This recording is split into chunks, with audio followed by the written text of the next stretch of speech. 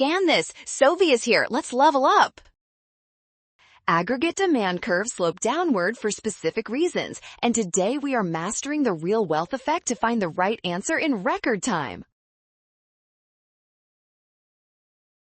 The real wealth effect, also known as the Pigo effect, explains that when the price level rises, the fixed value of money in your pocket actually buys much fewer goods.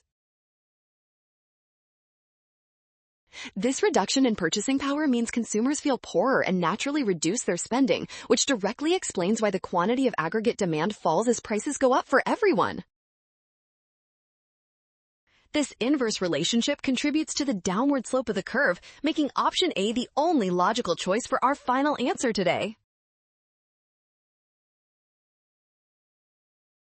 Well done! Scan the code. You can learn better with Sovi. Watch signs and avoid rush. Trust given information and check steps.